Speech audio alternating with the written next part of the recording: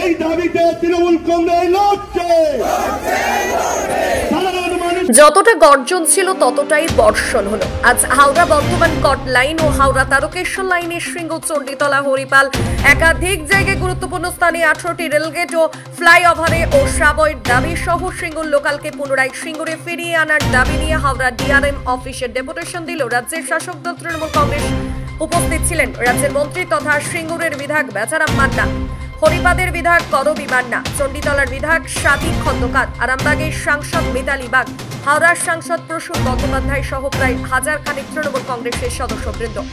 আর এই বিষয় নিয়ে সাংবাদিকদের মুখোমুখি হয়ে মুখ খুললেন সিঙ্গুরের বিধায়ক Becharam Manna. Bureau report, channel news Bangla TV. আজকে আমরা হাওড়া কল লাইন এবং হাওড়া তারকেশ্বর লাইনের ওপর 18টি সাবওয়ের আমরা ডিমান্ড রেখেছি। আমাদের ডিআরএম এর কাছে স্মারকলিপি দিয়েছি।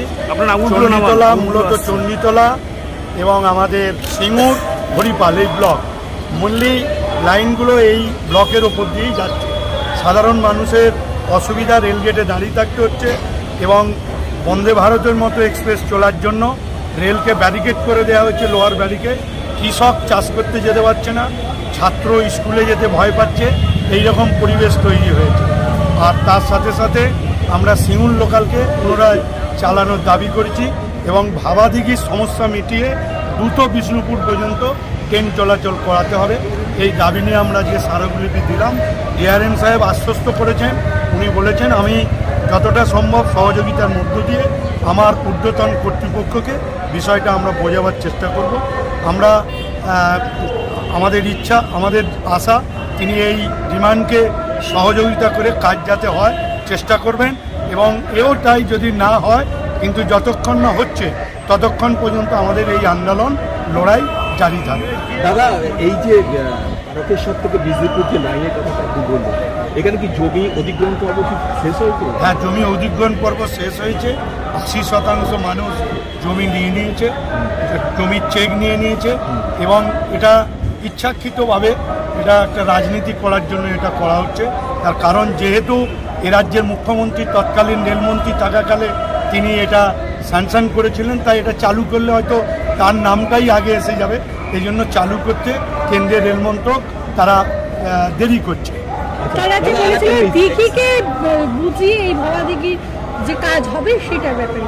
দেখুন, আমরাও নিজেরা রেল আমাদের বলেছেন যে সহযোগিতা আমরা করবো যদি বলে, কিন্তু আমরা বুঝতে পারছি রেলের সদিচ্ছা নেই। রেলের যদি সদিচ্ছা থাকতো তাহলে এতদিন হাওড়া থেকে বিষ্ণুপুর রেল লাইন মানে ট্রেন চলাচল শুরু হয়ে টাইম কিরকম কি চাইছে? সামনেই তো রেল বাজেট, আপনারা কি মনে করছেন বা আপনাদের যারা এমপি আছে তাদেরকে দিয়ে এই বাজেটে যাতে টাকা অ্যালোকেশন হয় সে ব্যাপারে কিছু আলোকপাত করবে? দেখুন, এ রাজ্যে 2014 সাল থেকে বিভিন্ন প্রকল্পে 27 টাকা, 125 টাকা বাজেট ধরা হয় প্রকল্পগুলো। তাই আগামী দিনেও যে পশ্চিমবঙ্গে কিছু দেবে আমরা আশা করি না। তার কারণ যে থাপ্পড় 21 সালে এবং 24 সালে খেয়েছে তাতে আমাদের মনে হয় না যে কেন্দ্রীয় সরকার রেল বাজেটে পশ্চিমবঙ্গকে কিছু দেবে। কেন এমনিতেই 100 দিনের কাজের টাকা, গরিব মানুষের আবাসনের টাকা, রেশনের টাকা, উপস্বাস্থ্য কেন্দ্রের টাকা, আইসিডিএসের টাকা, রাস্তার টাকা এমনিতেই কমাতে শুরু করেছে। তাই আমাদের রেলও তারা কমাবে। এটাই হবে কি করে? দেখুন, তারা তো চায় না পশ্চিমবঙ্গে কাজ, তারা চায় না বলেই তো একটা বিমাতৃসুলভ আচরণ করেছে। আমরা যে দাবি নিয়ে এসেছি এ দাবি হচ্ছে সত্যিকারেই মানুষের দাবি, চাষিদের দাবি, গরিব মানুষের দাবি। কেন্দ্রীয় সরকার গরিব মানুষের কথা ভাবছে না, তারা বড় লোকের কথা বলে, তারা ওই শিল্পপতিদের কথা বলে, ঋণ দেয় আর সব ঋণ মুকুব করে। এ রাজ্যের বিজেপি এমপিরা কি বাধা দিচ্ছে এই যে ফান্ড অ্যালোকেশনের ক্ষেত্রে? নিশ্চিতভাবে তারা বাধা দিচ্ছে। বাধা না দিলে একটা যেখানে একটা যুক্তরাষ্ট্রীয় কাঠামো যেখানে রাজ্য পাওয়ার কথা সেখানে দিচ্ছে না। এর প্রধানত কারণ হচ্ছে বিজেপির তরফ থেকে বাংলার উন্নয়নকে স্তব্ধ করার জন্য কেন্দ্রীয় সরকারের কাছে বারে বারে অবজেকশন জানায়।